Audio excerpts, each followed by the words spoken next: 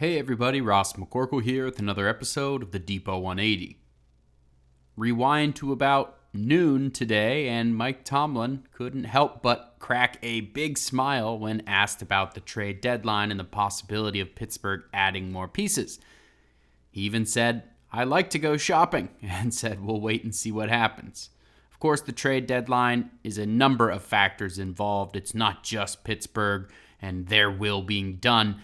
There have to be multiple parties agreeing to a deal, and Pittsburgh has to make the strongest offer of potentially several teams making the offer for the same player. So you can't fully blame them, but in the end, Pittsburgh did stand pat. They added nobody to their roster. Of course, they did add safety Kyle Duggar last week for a late round draft pick, but at the deadline today, they did not do anything. All of the talk about adding a wide receiver for months and months, maybe even years, if you go back to the Brandon Ayuk saga, they did not add a receiver, at least via trade. They did sign Marquez Valdes-Scantling to the practice squad, but for now, that's just a practice squad move.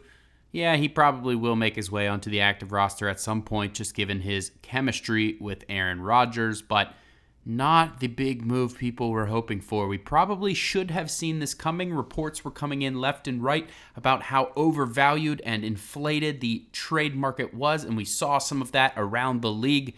Players going for quite a bit of draft capital. Even some of the receivers like Rashid Shaheed and Jacoby Myers went for a fourth and a sixth and a fourth and a fifth.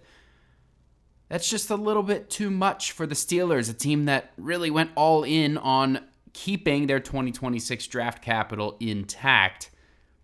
One thing is abundantly clear at this point: the Steelers are still very much all in on the 2026 draft. They still are projected to have 12 picks once those compensatory picks officially get awarded, and they should have a fairly good chance at turning that into a quarterback. I'll have to make an updated list of the Steelers' competition for drafting a quarterback in the first round of the 2026 NFL draft, but you look at teams like the Indianapolis Colts, who I thought they would probably be in the market. It turns out Daniel Jones, they are more or less all in.